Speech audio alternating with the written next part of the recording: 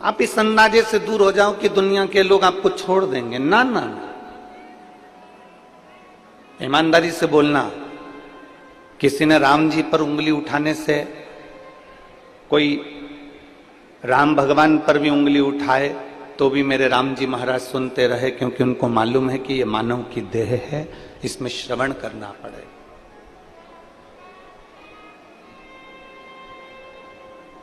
इसमें सहन बहुत करना है, और सबसे ज्यादा सहनशीलता अगर किसी को चाहिए तो वो भारत भूमि की मेरी माताओं को चाहिए। क्योंकि एकदम कोई ने कुछ बोला और आप एकदम उसका पलटवार कर दिए, कोई ने कुछ बोला और आपने उसको अपशब्द कह दिया, कोई ने कुछ बोला और आपने उसके ऊपर कुछ कह दिया। ना ना ना, अरे मत बुरे कर्म कर बंदे वरना पछताएगा, भगवान की आंखों से तू बच नहीं पाएगा, तू बच नहीं पाएगा।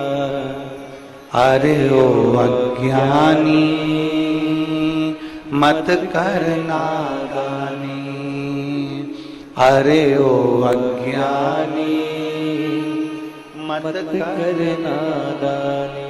तेरे कर्म का फल भी तू ही पाएगा, जैसा किया तूने तेरे आगे आएगा।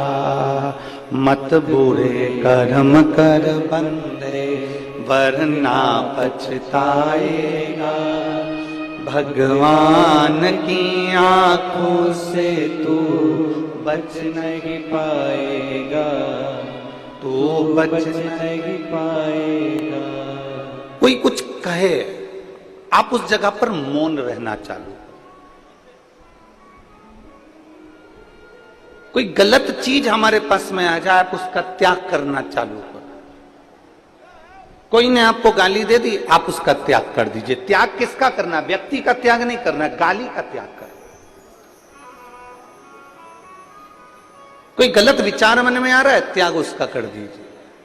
त्याग व्यक्ति का नहीं करना, हमें गलत विचार का त्याग करना, गलत सोच का त्याग करना, गलत दृष्टि का त्याग करना। कई लोगों को देखा है हमने,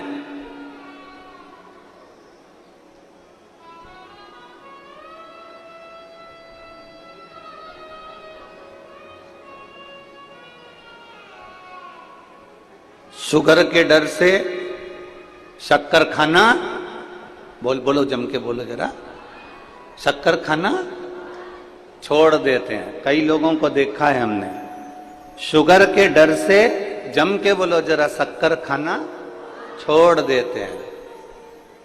बीपी के डर से, ब्लड प्रेशर के डर से नमक खाना छोड़ देते हैं। बहुत बहुत ध्यान देना थोड़ा सा। शुगर का डर लगा तो शक्कर खाना छोड़ दी, बीपी का डर लगा, ब्लड प्रेशर का डर लगा तो नमक खाना छोड़ दिया।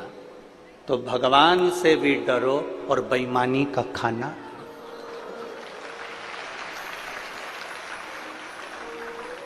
बेकार खाना छोड़ो। शुगर से डरे तो शक्कर खाना छोड़ी है, बीपी से डरे तो नमक खाना छोड़ा है। परमात्मा से थोड़ा सा डरिएगा और डर करिए।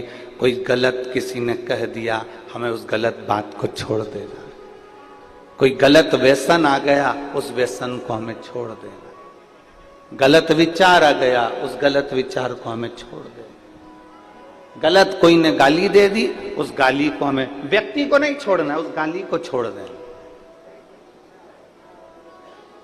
मेरे भगवान कृष्ण को तो उनके बुआ के लड़के ही गाली बक रहे थे। मेरे भगवान कृष्ण को उनके बुआ के लड़के ही गाली बक रहे थे। इतनी गालियां दी गई, इतनी गाली दी गई, भगवान कृष्ण सुनते रहे। सुनते सुनते भगवान कृष्ण से कहा गया कि आपका बुआ का लड़का है, इसको तुम अब हटाओ यहां से, तुम्हारा संबंध खत्म कर दो, तुम्हारी रिश्तेदारी बंद कर दो। भगवान कृष्ण कहते रिश्तेदारी बंद नहीं करूंगा, गाली को दूर कर दूंगा। हम क्या करते हैं, किसी ने हमको गाली दी तो हमने उससे बोलना, अरे जम के तो बोलो जरा, बोलना बंद कर दिया। सास ने गाली दी तो बहू ने तबेले जैसा मुंह बना लिया, भगोड़े जैसा मुंह बनाया, आज के बाद मैं सास से बात नहीं करूंगा। सास ने तुम्हारे बच्चे को डांट लगाई तो तुमने अपने बच्चे से कह दिया अब मत जाना दादी के पास। अब दादी के पास जाने की जरूरत नहीं है, तेरी दादी अच्छी नहीं है, तुझे डांटती है ना, तुझे गुस्सा करती है ना, तुझे टॉफी नहीं दिलाती ना, तुझे आइसक्रीम नहीं दिलाती ना। बल्कि बहू को चाहिए कि बच्चे से कहे तेरी दादी बहुत अच्छी है। घर में अगर डांटेगी नहीं ना तो तू अच्छा नहीं बन पाएगा, इसलिए उसका डांटना जरूरी है। हम उसको गलत सीख दे रहे हैं, हम उसको गलत बात बता रहे हैं। किसी ने डांट दिया, हमने उससे मुंह बोलना बंद कर दिया। अरे यहां तक शंकर जी के मंदिर में जाऊं ना, बहुत सारी माताएं शिव जी के मंदिर में गई और शंकर जी को जल चढ़ा रही थी, किसी ने जम के चादर तान के सोई। अपने को मतलब नहीं होना चाहिए, अपने को तो खुशी होना चाहिए, अच्छा है हमारे पाप निकल रहे हैं। कोई ने आपको गाली दे दी ना, समझ लेना आपके पाप निकल रहे हैं। कोई ने आपको अपशब्द कह दिया ना, समझ लेना आपके पाप धुल रहे हैं। कोई आपको आड़ा टेढ़ा बोल दिया ना, समझ लेना आपके पाप सब समाप्त हो रहे हैं।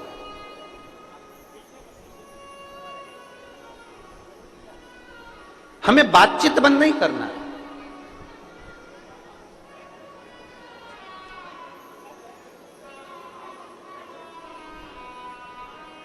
भगवान नारायण के चरणों में कौन बैठी रहती है? बोलते जाओ जरा, परत बड़ा वालों, तुम्हारी आवाज यहां तक आना चाहिए। कौन बैठी है? लक्ष्मी जी। गणेश जी के बाजू में कौन कौन है? रिद्धि सिद्धि। ब्रह्मा जी के बाजू में कौन है? ब्रह्मांड। इंद्र के बाजू में इंद्राणी। केवल एक शंकर भगवान की अर्धांगिनी माता पार्वती जी ऐसी हैं, शंकर जी के मंदिर में जाकर देखना कि दोनों आमने सामने बैठे हुए हैं, बाजू में नहीं है, आमने सामने। क्यों? कारण मैं कुछ कहूं आप सुनना, आप कुछ कहेंगे मैं सुनूंगी, मैं आपके सामने, आप मेरे सामने रहो, जिंदगी भर रहो। और एक आप और हम हैं, जरा सी कोई बात हो जाती है तो कहते हैं आज के बाद तेरा मुंह ही नहीं देखूंगी, तेरा मुंह ही नहीं देखूंगी।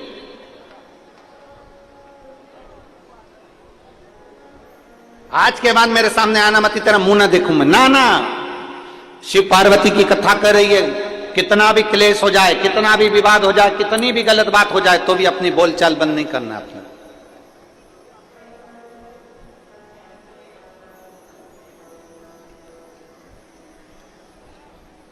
हम क्यों बंद करें?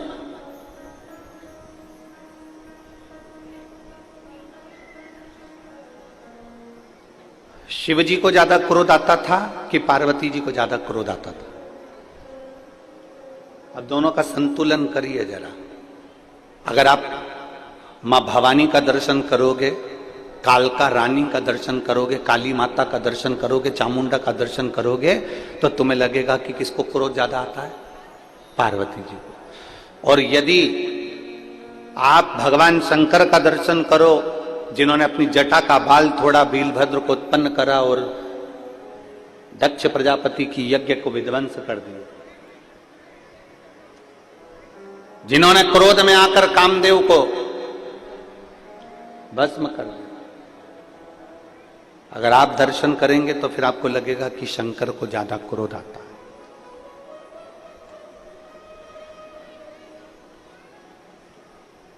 पर एक बार भी शंकर भगवान के मुख से यह नहीं निकला कि पार्वती तुझे क्रोध आता है।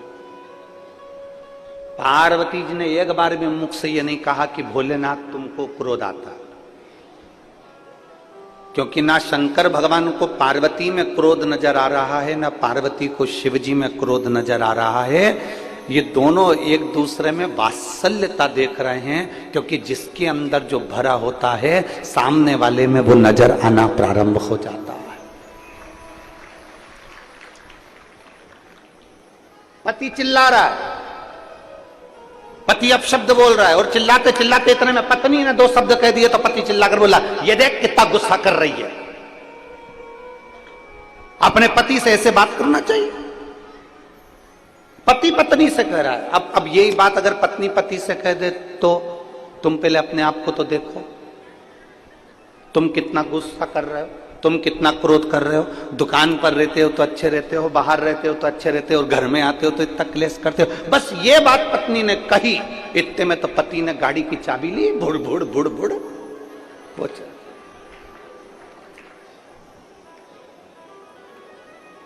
फिर गलत किसने कहा?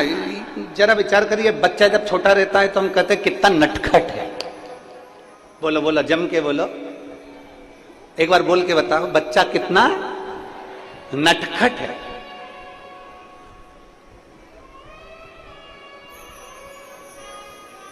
केवल बच्चा जब छोटा रहता है तब उसको कहा जाता है कि बच्चा कितना नटखट है। जब बड़ा होता है तो नट सारे ढीले हो जाते हैं और बुढ़ापे आते आते केवल खटखट ही रह जाती है।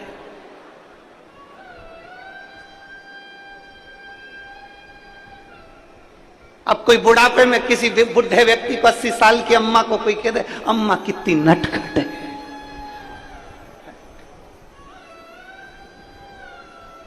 अब कोई कहे, हम हमारे जजमान को कह दे श्री ओम प्रकाश जी को कि ओम प्रकाश जी तुम कितने नटखट हो। अब कोई कहे, अवस्था में कोई नटखट कहेगा?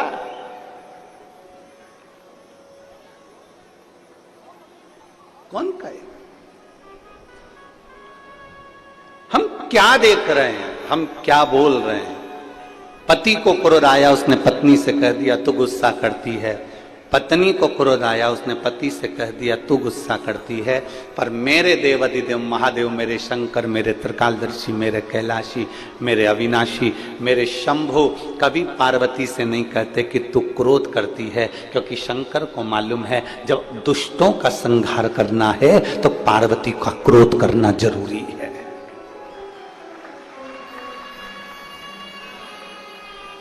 जब दुष्टों का संहार करना है तो पार्वती का क्रोध करना जरूरी है। अनायास क्रोध माता पार्वती कभी नहीं करी है। लक्ष्मी जी ने गुस्सा करा, अनायास करा। भगवान नारायण हंस दिए, लक्ष्मी जी को देखकर लक्ष्मी जी को क्रोध आ गया। लक्ष्मी जी ने श्राप दे दिया नारायण को, मैं तुम्हें श्राप देती हूं, तुम्हारा शीश कटेगा और घोड़े का मुंह लगेगा, क्योंकि तुम घोड़े जैसे हंसे हो। और भगवान विष्णु का शीश कटा, घोड़े का मुख लगा, हयग्रीव अवतार हो गया। घोड़े का मुख लगा, हयग्रीव अवतार हुआ लक्ष्मी जी के कारण। यहां क्रोध लक्ष्मी जी को नहीं आना था, पर क्रोध आया। अनायास क्रोध लक्ष्मी जी को आ सकता है, अनायास क्रोध ब्रह्माणी को आ सकता है। ब्रह्माणी को क्रोध आया ब्रह्मा जी के ऊपर जब यज्ञ कर रहे थे पुष्कर राज की भूमि पर।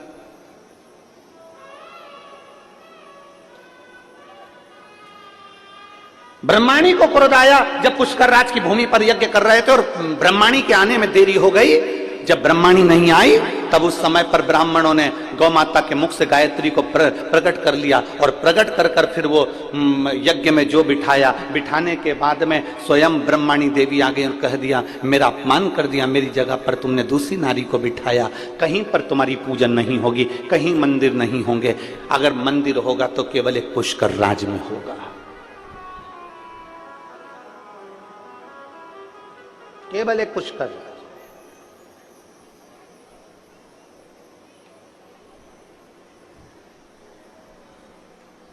उसके सिवा कहीं मंदिर नहीं।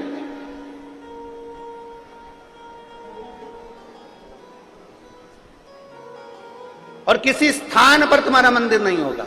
जब ब्रह्माणी ने श्राप दिया तो ब्रह्मदेव कहते, ब्रह्माणी तुम क्या बोल रही हो? ब्रह्माणी कहती है, सुनो ब्रह्मदेव, सारे यज्ञ से बड़ा, सारे दान से बड़ा, सारे पुण्य से बड़ा एक पुण्य होता है और वो कन्यादान होता है। सारे यज्ञ से बड़ा, सारे दान से बड़ा, सारे पुण्य से बड़ा एक पुण्य होता है और वो कन्यादान होता है। इसके सिवा कोई दान बड़ा नहीं कन्यादान के आगे। इसलिए हम हमारी भारत माता की पुत्रियों से, भारत माता की बेटियों से प्रत्येक कथा में निवेदन करते हैं कि मेरी बेटियों, तुम कितनी भी ऊंची पढ़ाई करना, कितनी भी अच्छे ऑफिस में काम करना, पर अपने पिता को कन्यादान का मौका जरूर देना। हम हमारी बेटियों से कहते हैं कि आप कितने भी अच्छे पढ़ लो, अच्छे ऊंचे से ऊंचे स्कूल में पढ़ो, ऊंचे से ऊंचे कॉलेज में पढ़ो, अच्छी एजुकेशन आप धारण करिए, खूब अच्छे अच्छे अहदे पर, पद पर मेरी बेटियां बैठे, पर इतना याद रखना अपने पिता को कन्यादान का मौका जरूर देना। जरा सी चाउमीन के चक्कर में और 10 रुपए के पेट्रोल और डीजल के चक्कर में और बुड़ बुड़ के चक्कर में, किसी एरे गिरे नत्थु खेरे के चक्कर में मत आ जाना। अपने माता पिता को कन्यादान का मौका जरूर देना। ब्रह्माणी ने ब्रह्मदेव से कहा सबसे बड़ा दान कन्यादान होता है, सबसे बड़ा यज्ञ कन्या का विवाह होता है, सबसे बड़ा दान पुण्य अगर माना गया है तो कन्या का दान माना गया है। इसलिए आप जब इस पृथ्वी पर कन्यादान कर लोगे तब ब्रह्मदेव आपका मंदिर इस पुष्कर राज की धरा पर पूजनीय हो जाएगा, उस मंदिर का आनंद हो जाएगा। तब ब्रह्मदेव सतयुग त्रेता सब निकलता चले गया, द्वापर आ गया और ब्रह्मदेव ने विचार करा अब मैं किसका कन्यादान करूं। तब देव ऋषि नारद ने कहा, उसी पल उसी घड़ी देव ऋषि नारद ने कहा कि भगवान कृष्ण का प्रागट्य हुआ है और भगवान कृष्ण का प्रागट्य हुआ है और बरसाने की राधा रानी के साथ में बाल्य अवस्था में जिस विवाह को कोई नहीं जानता, केवल एक ब्रह्मदेव जानते हैं, केवल एक नारद जी जानते हैं, केवल एक राधा जानती है और एक केवल एक कृष्ण जानते हैं। बाल्यावस्था में भगवान ब्रह्मदेव ने नारद जी की साक्षी में भांडिर वन में बैठकर राधा जी का कन्यादान कर दिया। तब जाके ब्रह्मदेव का पूजन पुष्कर राज की धरा पर प्रारंभ हो गया। तब जाकर सहजता नहीं है महाराज, उसको समझना। इस विवाह को केवल ब्रह्मदेव जानते हैं, इस विवाह को केवल नारद जी जानते हैं, इस विवाह को केवल अगर जानते हैं तो राधा और कृष्ण जानते हैं, इसके सिवा वो विवाह कोई नहीं जानता। वो गोपनीय विवाह जो भांडिर वन में किया गया। लक्ष्मी जी ने क्रोध करा भगवान नारायण को, घोड़े का मुख लगा। ब्रह्माणी ने क्रोध करा ब्रह्मदेव को, स्वयं पुष्कर राज में केवल पूजे गए, बाकी के कहीं नहीं पूजे गए। तो यहां मेरी पार्वती मैया अनायास क्रोध नहीं करती, मेरी पार्वती मैया हर कभी क्रोध नहीं करती। जहां क्रोध की जरूरत है वहां पार्वती जी क्रोध करती हैं। और आप कभी अनुभव करिएगा, मेरा बहुओं से निवेदन है, मेरा बेटियों से निवेदन है कि आप कभी अनायास क्रोध ना करें, हर कभी क्रोध ना करें। क्रोध का भी एक समय होता, क्रोध पर थोड़ा सा कंट्रोल होना चाहिए। क्या होना चाहिए? जम के बोलो जरा, कंट्रोल। बेडरूम होता है घर में, बोलो बोलो जम के बोलो। वो मेरी परतवाड़ा की जीजी हो, बोलो। घर में बेडरूम होता है, जम के तो बोलो। ड्राइंग रूम होता है, वॉशरूम होता है, ठीक है। तो फिर घर में एक रूम कंट्रोल रूम भी होना चाहिए।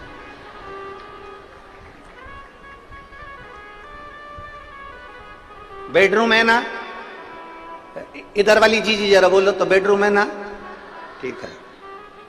ड्राइंग रूम है ना, ओ जी हो है ना, वॉशरूम है ना, तो फिर कंट्रोल रूम भी हो। जैसे गुस्सा आए उस रूम में जाकर बैठ जाओ, अपने आप को कंट्रोल करना प्रारंभ करिए।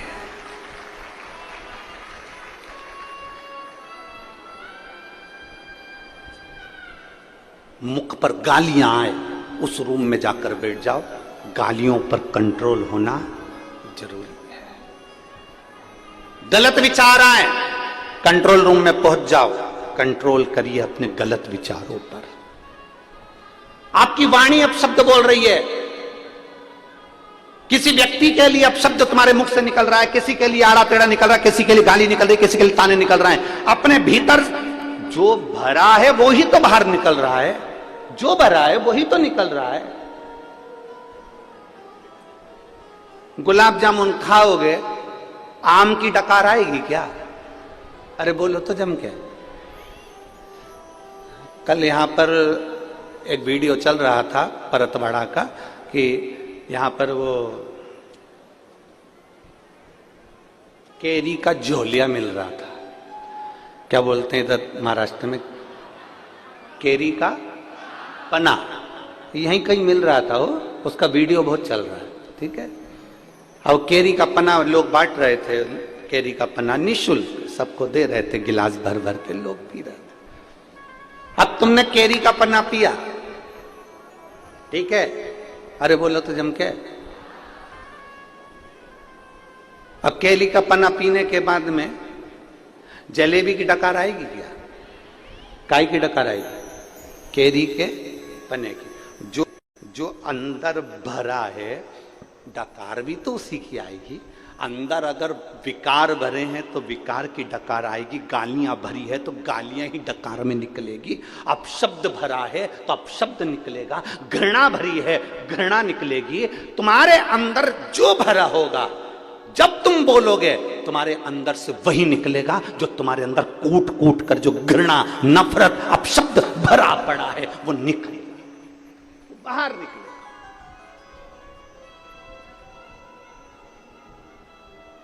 कोई व्यक्ति बहुत अच्छा बोल रहा है, समझ लेना उसके अंदर अच्छाई भरी हुई है।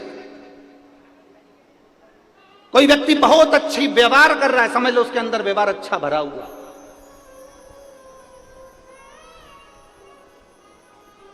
इसलिए बारंबार कहते, इसलिए अवगुण बहुत किए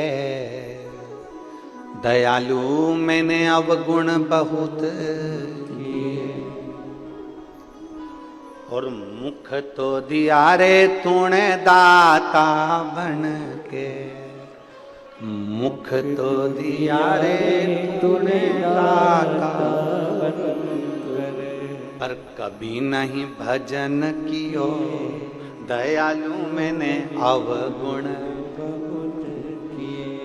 मुख तो तूने दाता बनकर दे दिया, पर मैंने इस मुख से केवल 24 घंटे लोगों की बुराई निंदा अपशब्द ताने गालियां आड़ा टेढ़ा बोलता रहा। और कान दिए रे तूने, बोलो बोलो बोलो, दाता बन के, पर कभी नहीं सत्संग सुनो।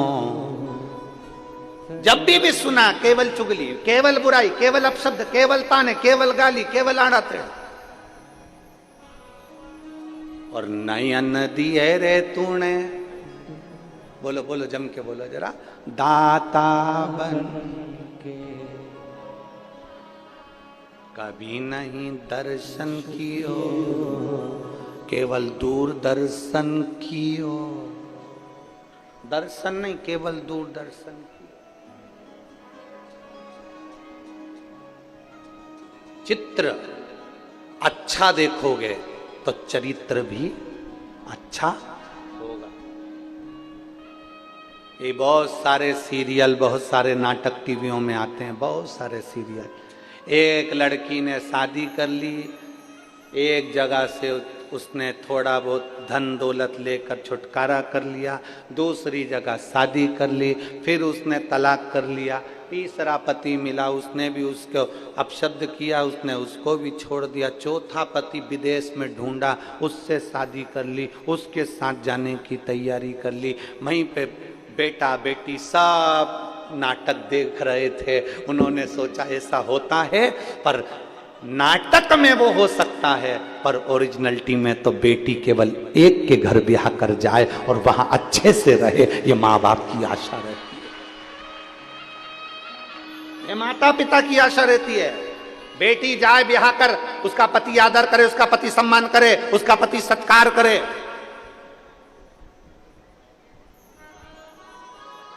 ये हर माता पिता का एक मन का भाव होता है, प्रत्येक माता पिता का।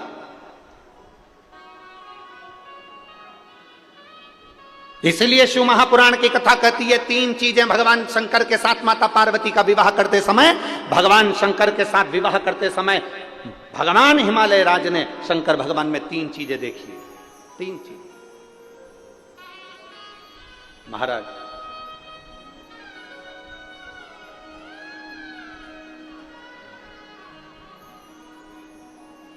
पार्वती जी के पिता हिमालय राज ने शंकर जी के साथ विवाह करते समय 3 चीजें देखी। प्रत्येक घर के पिता को अपनी बेटी की शादी करते समय 3 चीजें देखना चाहिए। पहला, संपत्ति मत देखना, कुल देखना, अच्छा कुल है कि नहीं, इसके घर में कहीं लड़कियों के साथ, बहुओं के साथ अत्याचार तो नहीं हो रहा है? इसके घर में बेटियों के साथ में अपशब्द तो नहीं बोले जा रहे? हिमालय राज ने पार्वती जी का विवाह करते समय 3 चीजें देखी थी। प्रत्येक घर का पिता बेटी की शादी करते समय 3 चीजें देखे। संपत्ति मत देखना, तुम्हारी बेटी के भाग्य में संपत्ति होगी तो वो ढेरों की संपत्ति बनवा देगी, और अगर भाग्य में नहीं होगी तो पेट्रोल पंप भी बिगवा देगी। उसका क्या? अगर संपत्ति देखोगे, 4-4, 5-5 गाड़ी देखकर लड़की की शादी कर दी, पेट्रोल पंप देखकर लड़की की शादी कर दी, दुकान देखकर लड़की की शादी कर दी, और मालूम पड़े वो धीरे धीरे धीरे धीरे लड़का ना जाने कौन से दोस्तों की संग बैठ गया, और मालूम पड़े एक बार शेयर मार्केट में बैठा, डब्बा गोल करके आ गया, पूरा पेट्रोल पंप, गाड़ी ने, बंगला सब 2 मिनट में चले गया। इसलिए शास्त्र कहता है संपत्ति मत देखो, बेटी की शादी करने से पहले कुल देखिए। दूसरे नंबर पर बेटी की शादी करने वाले पिता को दूसरी चीज देखना चाहिए जो हिमालय राज ने देखा। चेहरा मत देखना, लड़के का चरित्र देखना कि वो बेटी के लायक है कि मालूम पड़े हैंडसम, स्मार्ट। अब स्मार्ट तो फोन भी होता है, क्या करे?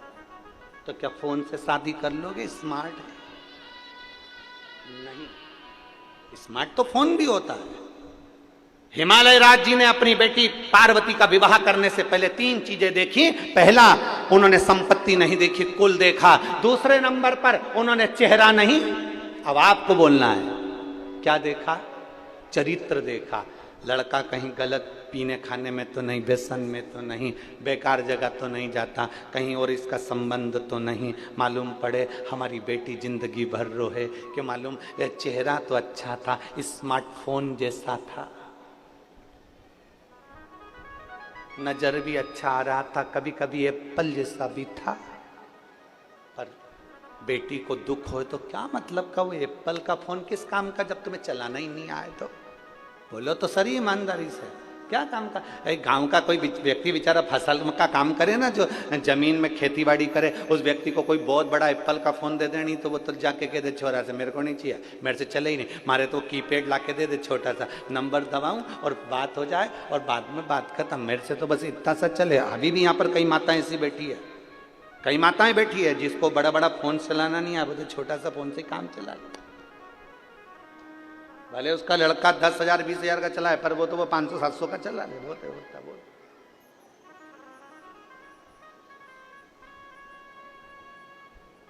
उसको जरूरत ही नहीं। चेहरा मत देखना, क्या देखना? चरित्र देखना। शिव महापुराण की कथा कहती है उसका धन नहीं, उसकी कमाई नहीं। शिव महापुराण की बात कथा कहती है, तीसरे नंबर पर कहती है कि उसका धन वैभव सब अलग चीज है। तीसरे नंबर पर शिव महापुराण हिमालय राज की कथा कहती है पार्वती जी के विवाह के लिए कि लड़के की संगति देखो, संग किसका है?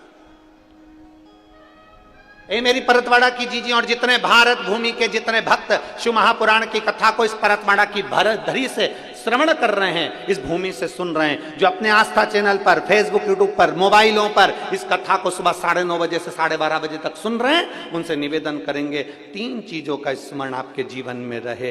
एक, धन मत देखो, कुल देख लो।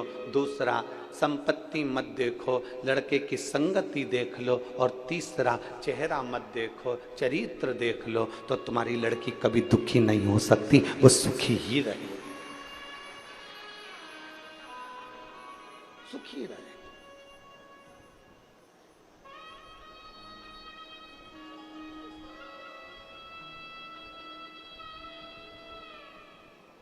इसलिए शिव के सिवा वरना पड़ेगा तुझे आंसू बहाना, वरना पड़ेगा तुझे आंसू बहाना। शिव के सिवा कहीं दिल ना अपने चित्त को, अपनी वृत्ति को, अपने मन को कहीं दूसरी जगह लेकर नहीं, अपने मन को भटकाना नहीं है, अपने मन को भ्रांतियों में नहीं लेके जाना, अपने मन को भ्रम में लेकर नहीं जाना। कोई गलत बोल रहा है, उसके अंदर गलत भरा होगा इसलिए गलत बोला उसने। कोई आपको अपशब्द कह रहा है, उसके अंदर ईर्षा भरी होगी इसलिए कोई अपशब्द कह रहा है आपसे। एक उंगली किसी पर उठाई है, कितनी उंगली? ये ऐसा है जब एक उंगली हम किसी पर उठाते हैं तो ये 3 उंगलियां हमारी ओर जाती है कि तू अपने अंदर झांक कर देख कि तू क्या है। एक उंगली किसी पर उठाई है तो ये 3 उंगलियां बता रही है कि अपने खुद के अंदर झांको कि तुम क्या हो।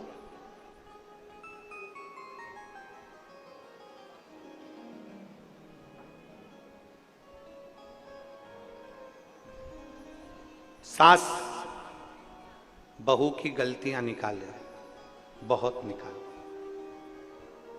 खूब निकाले।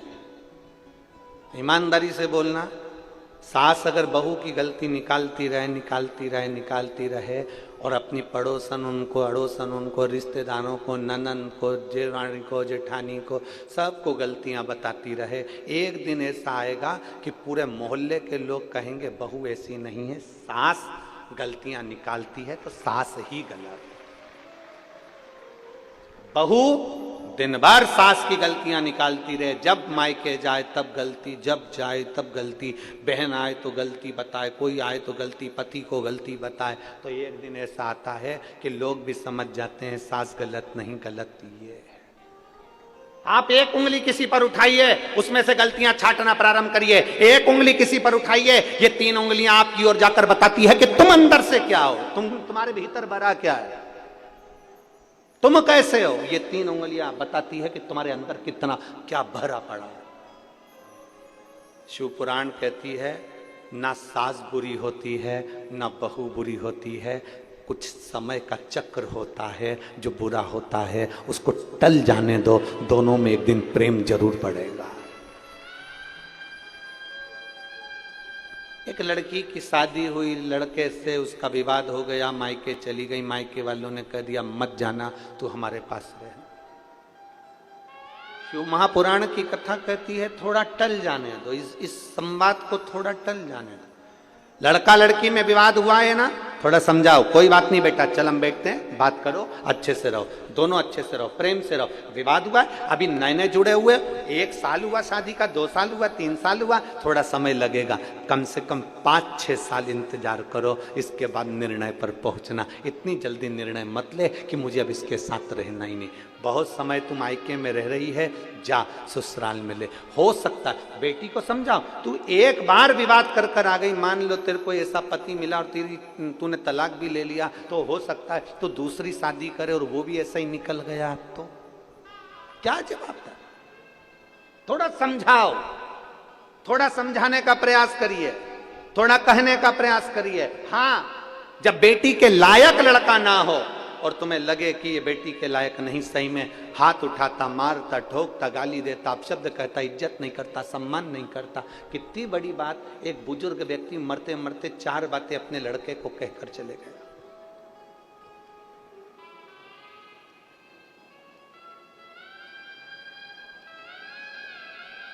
एक बुजुर्ग व्यक्ति मरते मरते 4 बातें अपने लड़के को कहकर गया, और 4 बात परतवाड़ा के एक एक व्यक्ति के दिल में बैठना चाहिए।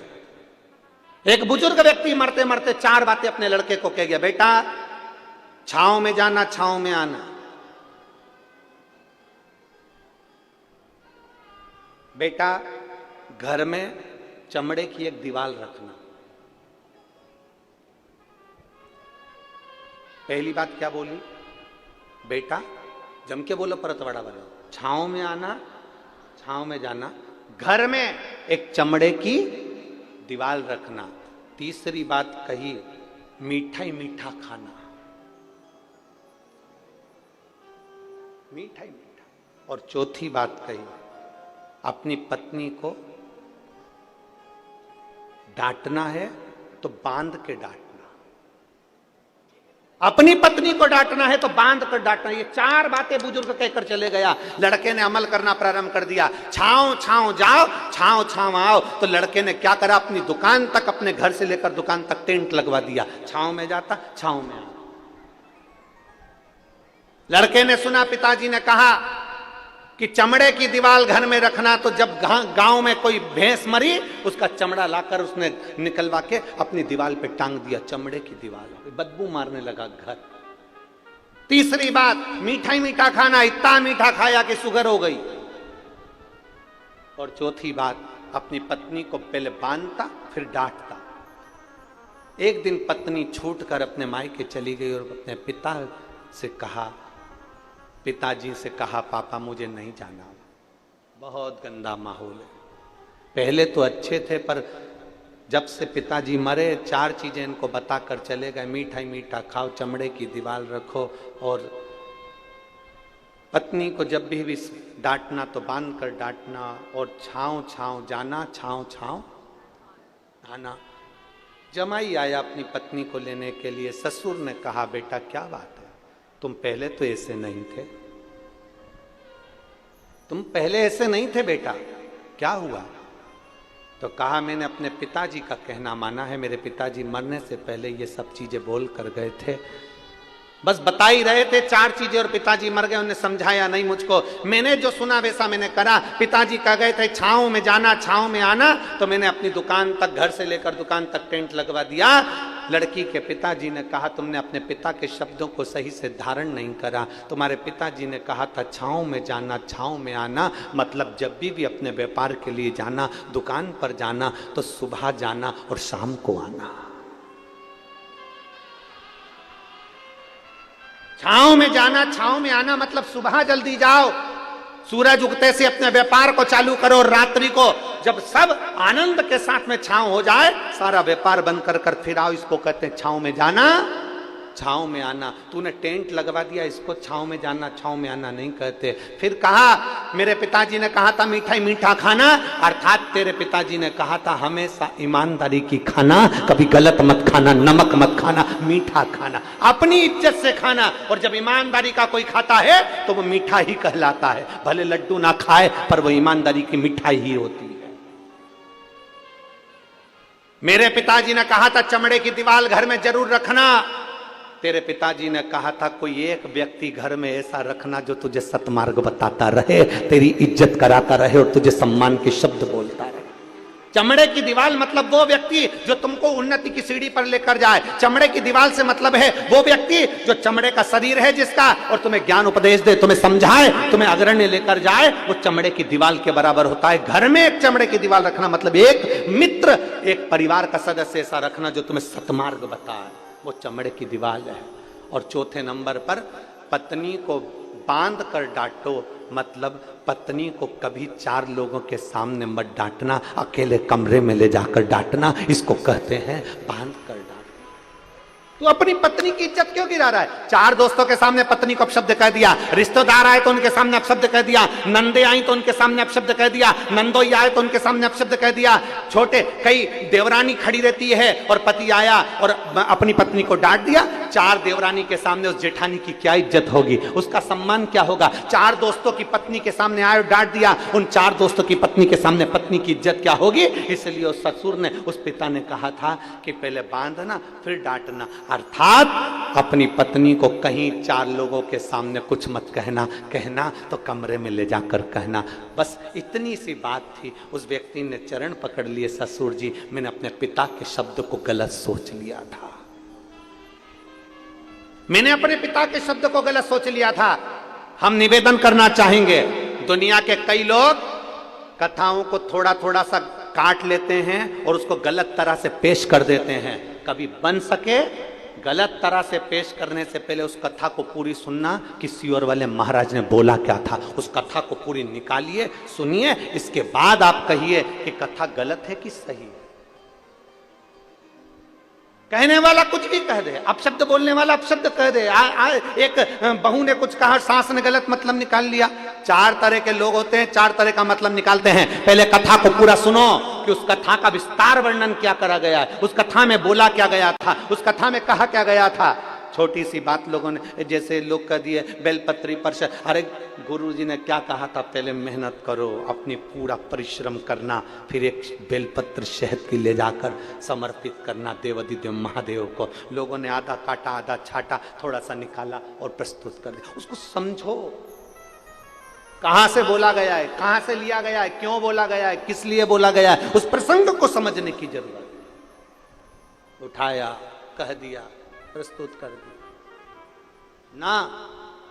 उस लड़के ने अपने पिता के 4 वचन को गलत सोच लिया था। टेंट लगवा दिया, मीठा ही मीठा खाया, शुगर हो गई, भैंस मर गई, चमड़ा लाकर दीवार पर टांग लिया, चमड़े की दीवार हो गई, और पत्नी का हाथ बांध कर डांटे। तो ये कहां की रीति है? पिता के शब्द को समझना जरूरी है, व्यक्ति के शब्द को समझना जरूरी है।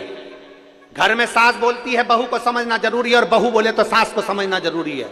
इतनी जल्दी निर्णय पर मत पहुंचना कि मुझे अब इसके साथ नहीं रहना। नहीं, साथ रहो और साथ रहकर उसको अच्छा करने का प्रयास करो कि मेरी जिंदगी इसी को ठीक करने में करना है।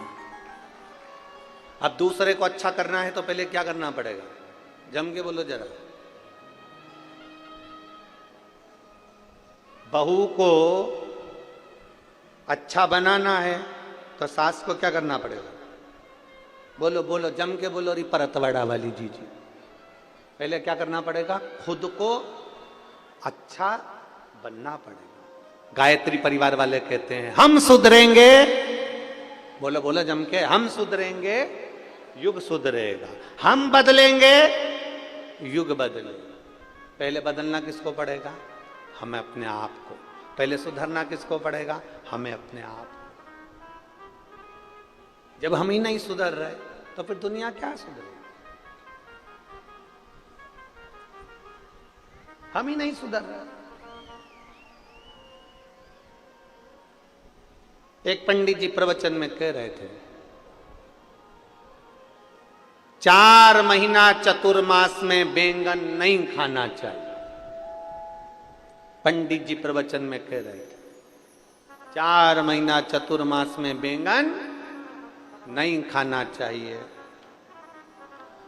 पंडित जी घर गए, उनकी पत्नी ने मूंग की दाल बनाई। पति चिल्ला कर दौड़ा, मैं अभी परसों के दिन बैंगन लेकर आया था, तूने बैंगन नहीं बनाया। पत्नी बोली तुम्ही ने तो प्रवचन में कहा था कि चतुर्मास में 4 महीना बैंगन नहीं खाना चाहिए। पति माथा ठोक कर बोला चौकी की कथा को चूल्हे तक क्यों लाई? वो तो मैं प्रवचन में कह रहा था, तूने अपने आप में अमल कर लिया। हम जो कहें पहले अपने आप में अमल करना चाहिए। हम जो बोलें पहले अपने आप पर अमल करना चाहिए। हम बहू को कह रहे हैं बेटा ऐसा रही है, बेटा ऐसा करिए। हम खुश हो रहे हैं अपने जमाई को देखकर। यहां जितनी माताएं बैठी हैं सब अपने जमाई को देख के बड़ी खुश होती हैं। मेरा जमाई इतना बढ़िया, मेरी लड़की को रोज घुमाने ले जाता है। मेरा जमाई इतना बढ़िया, मेरी बेटी कह दे तो मायके लेकर आता है। और वही की वही जो तुम्हारा जमाई कर रहा, वही की वही तुम्हारा छोरा तुम्हारी बहू के साथ करे तो क्यों बुरा लगे? फिर क्यों बुरा लगता? मेरा जमाई मेरी बेटी को मायके लेकर आता है, मेरा जमाई मेरी बेटी को रोज घुमाने ले जाता है, और तुम्हारी बहू को तुम्हारा बेटा रोज गाड़ी पे घुमाने ले जाए तो तुम्हारा मुंह भगोड़ा हो जाए। दूर के ढोल, अरे बोलो तो परतवाड़ा वालों, दूर के ढोल सुहावने। तुम्हारा जमाई बेटी को आइसक्रीम खिलाए तुम्हें अच्छा लगे, मेरा जमाई हीरा। और तुम्हारा बेटा तुम्हारी बहू को आइसक्रीम खिलाए तो जीरो। वो भी तो किसी का जमाई है, वो भी तो किसी की बेटी है। जब तुम्हें मेरा जमाई मेरी बेटी को जब घूमने जाए ना तब गाड़ी दिलाए, जब घूमने जाए वो क्या बोलते हैं एयर रिंग दिलाए, एयर रिंग। जब घूमने जाए तब उसको अंगूठी दिलाए। और तुम्हारी बहू को तुम्हारा बेटा दिलाए तो बड़े खुश हुआ करो कि जैसे आपके जमाई की बात सुनकर आपको गर्व होता है, उसी तरह मेरी बहू के घर के लोगों को भी मेरे बेटे को देखकर गर्व होना चाहिए।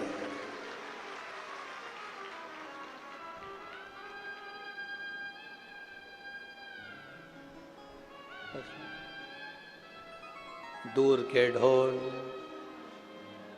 शिव के सिवा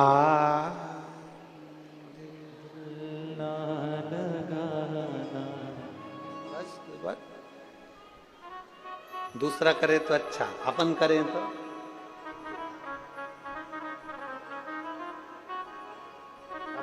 बेकार। स्वयं को सुधारिए।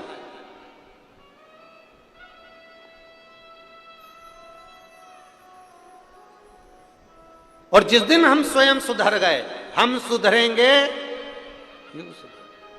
हम दूसरे से कहते हैं मंदिर जाओ, लोटा भर के जल चढ़ाओ, पहले अपने को जाना पड़ेगा। हमने दूसरे से कहा तेरे यहां ऐसा हो रहा है तो तू पशुपति व्रत कर, उसने पशुपति व्रत करे और उसका काम हो गया, और तूने पशुपति व्रत करे और नहीं हुआ। क्यों? क्योंकि तेरा विश्वास पक्का नहीं था। उसने तेरे वचन पर विश्वास करा और उसने काम किया और हो गया। एक पत्र है, देखिए।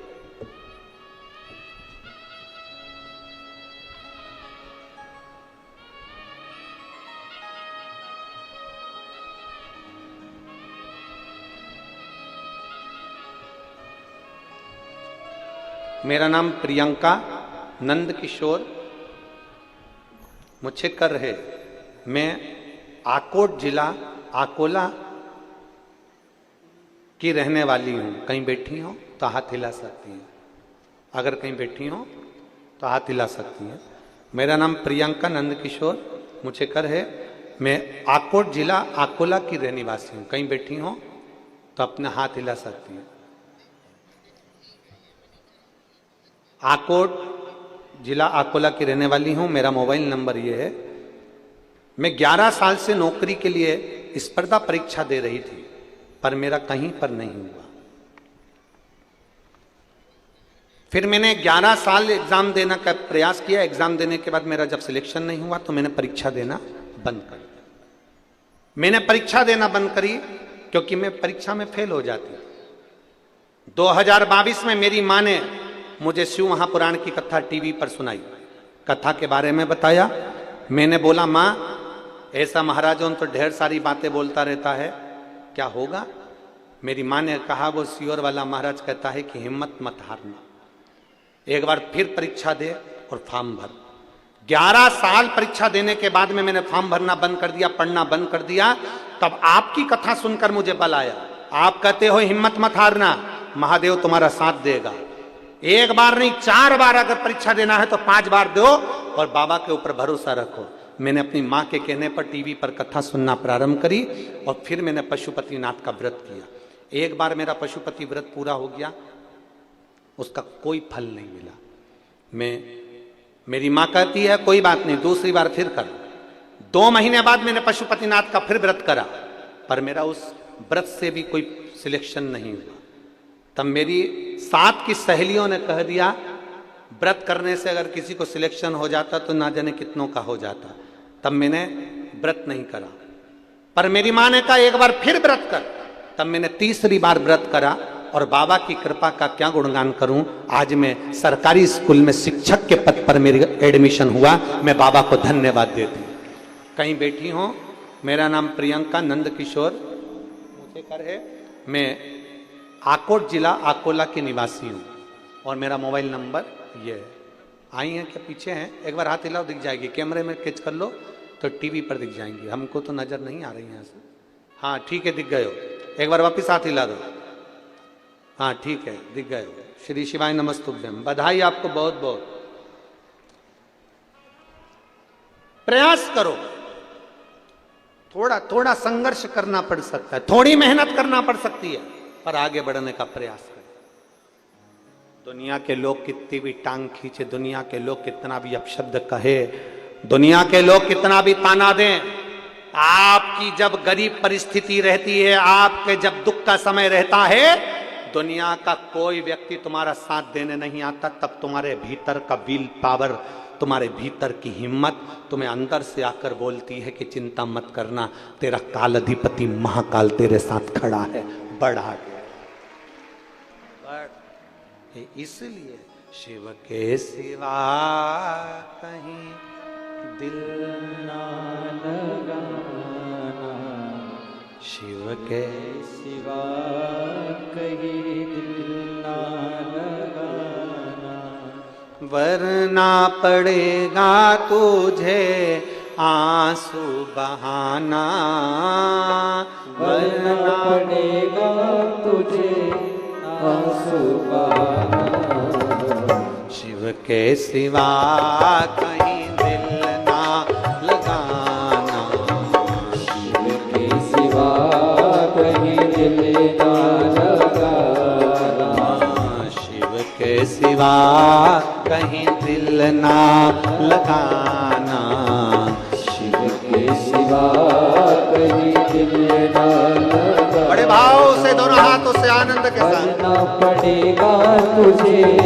आंसू बहाना, वरना पड़ेगा तुझे आंसू बहाना, शिव के सिवा कहीं दिल ना लगाना, शिव के सिवा कहीं दिल ना लगाना।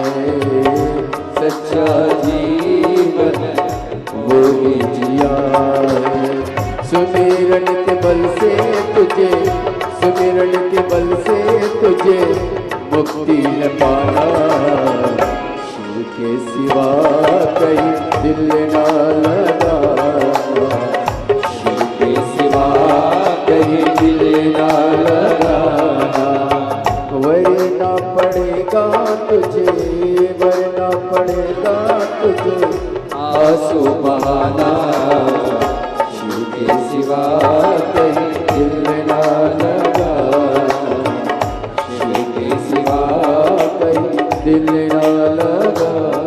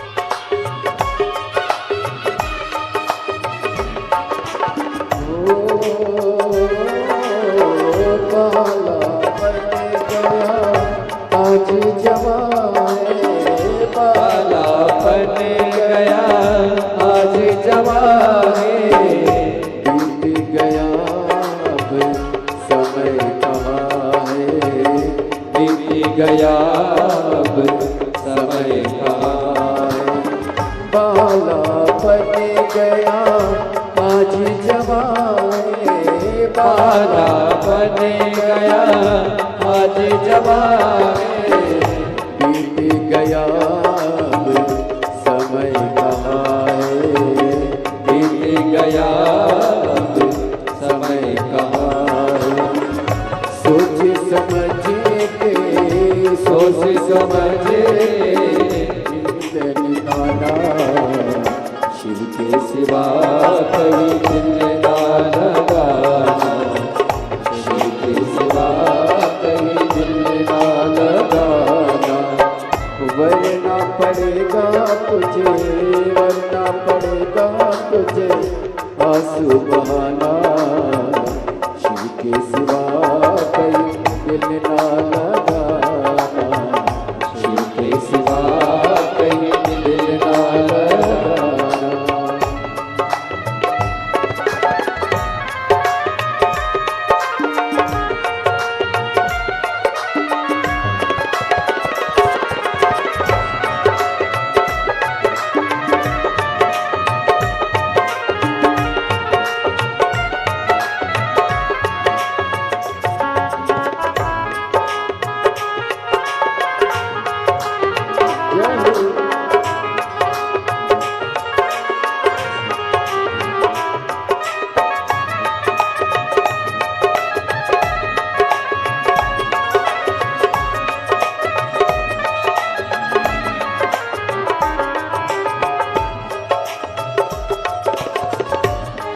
बड़े आनंद में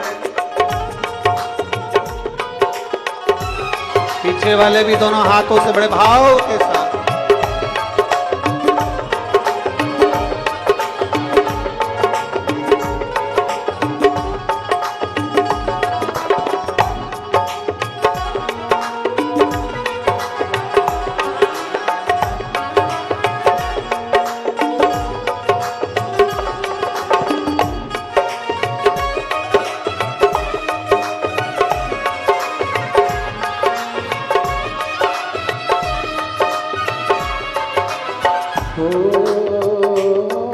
आया जहाँ से वही फिर जाना, आया जहाँ से वही फिर जाना।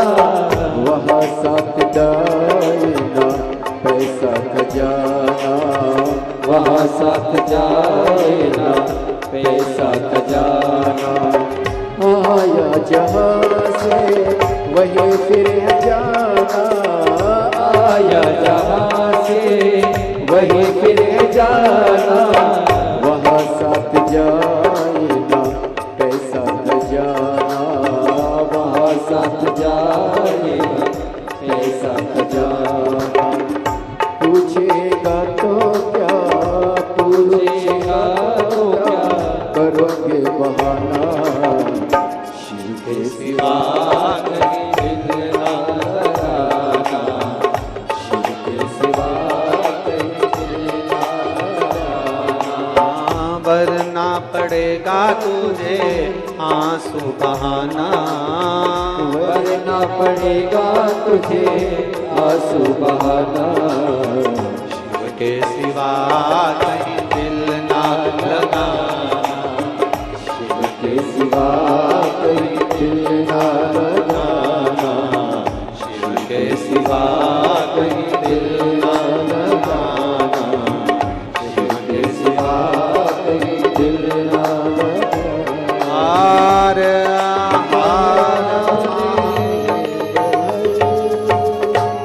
अपने स्थान पर बैठकर भगवान देवाधिदेव महादेव से अपने मन की बात बड़े भाव के साथ दिल से प्रार्थना, भाव से प्रार्थना करिए। जहां जगह मिले वहां बैठे, दिल से भाव से हृदय से शिव जी के नाम का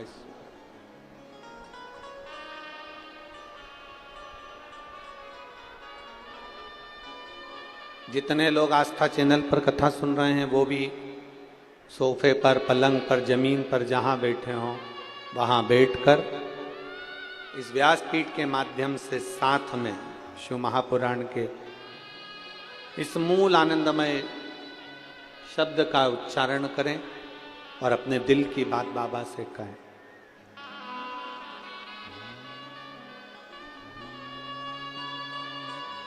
श्री शिवाय नमस्तु श्री शिवाय नमस्तु श्री शिवाय नमस्तु श्री शिवाय नमस्तु श्री शिवाय नमस्तु भोला सब दुख काटो हमारा, ओ भोला सब दुख काटो हमारा। शिव शंकर जपो तेरी माला, भोले बाबा जपो तेरी माला, भोला सब दुख काटो ओ भोला सब दुख काटो हमारा। वेश है मंगल मंगलकारी, वेश है मंगल मंगलकारी, शमशान वासी हमारा, शमशान वासी हमारा, ओ भोला सब दुख काटो हमारा, ओ भोला सब दुख काटो हमारा। भगवान शिव का चरित्र कहता है, देवरी ने महादेव का संवाद करता है।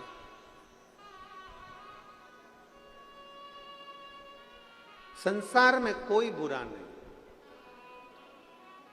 देवऋषि नारद के मन में संशय आ गया था, इसलिए उस संशय को मिटाने के लिए शिवजी ने अपने नेत्र खोले थे।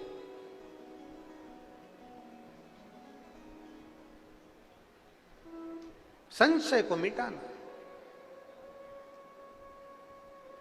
कभी कभी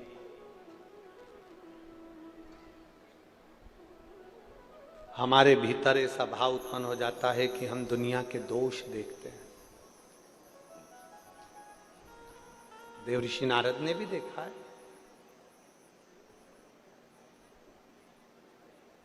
देवऋषि नारद के भीतर भी एक संशय उत्पन्न हो गया था कि भगवान शंकर सुनते नहीं, देखते नहीं, बोलते नहीं और शिव कुछ नहीं करते। ये देवऋषि नारद के भीतर एक छोटा सा भाव उत्पन्न।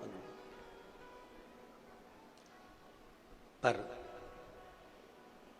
यहां जितने लोग बैठे हैं ऐसा नहीं है कि सब के भीतर यह भाव होगा कि क्या भगवान शंकर, कई लोगों के मन में आ जाता है क्या शिवजी सुनते हैं? जिसने समझ लिया कि शंकर सुनता भी है, शंकर बोलता भी है और शंकर छप्पर फाड़कर देता भी है, तो वो फिर शिव को छोड़कर कहीं दूसरी Ah, cosa bonita, jugar el divertido, sonido inmersivo, conectado. Higher, more creation, more possibilities. है, फिर वो शंकर को छोड़कर नहीं जाता, वो फिर शिव की स्तुति में लगा रहता। अपने पूरे समय को जो भगवान ने ये 83,99,999 योनियां काटने के बाद ये 84 लाखवें नंबर की जो ये योनि दी है, इस मानव की देह को हल्का फुल्का मत लो, इसको समझो कि इस योनि में हमें भगवान की भक्ति कर कर फिर अगली योनियां प्राप्त नहीं करना। जगत गुरु शंकराचार्य जी महाराज जी कहते हैं पुनरपि जननम पुनरपि मरणम के प्रपंच से छूटना है तो शंकर को एक लोटा जल चढ़ा।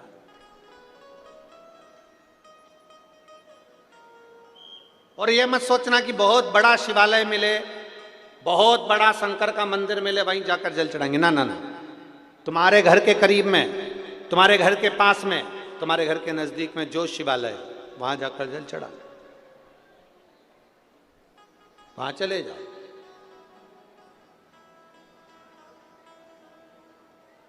घर में शंकर जी हैं आपके?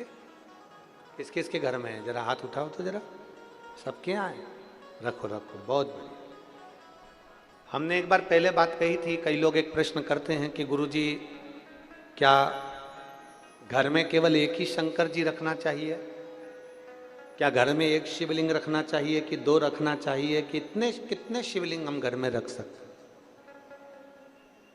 तब हमने शिव महापुराण के माध्यम से वर्णन किया था, तुम्हारे घर में एक शिवलिंग है, दो शिवलिंग है, तीन शिवलिंग है, चार शिवलिंग है, पांच शिवलिंग है, सब चलेगा। तुम्हारे घर में 10 शिवलिंग है, वो भी चलेगा। तुम्हारे घर में 11 शिवलिंग है, वो भी चलेगा। तुम्हारे घर में 12 शिवलिंग है, वो भी चलेगा। सारे देवी देवताओं की मूर्तियां एक या दो चल सकती है, पर शंकर का शिवलिंग तो अनगिनत तुम्हारे घर में रह सकता है। वो शंकर तुम्हारे घर में जितना है उसमें ये मत सोचना कि मेरे घर में एक है तो मैं एक ही रखूं, दो है। हाँ, ये भी जरूरी है कि ज़्यादा बढ़ाने की जरूरत नहीं, जान करके मत बढ़ा। तुम्हारे घर में है, सास के समय का है, तुम कहीं गई थी, ले आई थी, रखा है, ठीक है, सेवा कर रहे हो, ठीक है। अब कई लोग कहते हैं गुरुजी अगर शंकर भगवान का शिवलिंग है तो उसका रोज पूजन जरूरी है।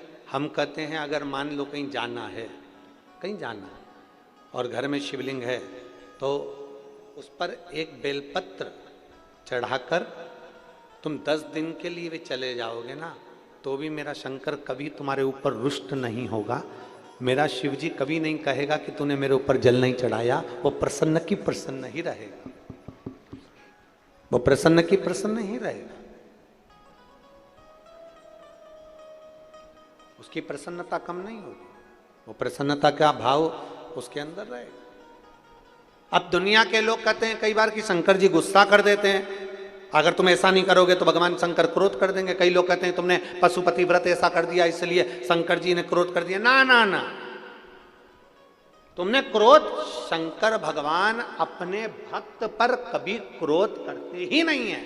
जैसे घर का दादा अपने पोते पर कभी क्रोध नहीं करता, थोड़ा बहुत अगर चिल्ला भी देगा ना तो बाद में उसको गोदी में बिठाकर अपनी जेब में से 5 रुपए निकाल के टॉफी का दे ही देता है, वो दे ही देता।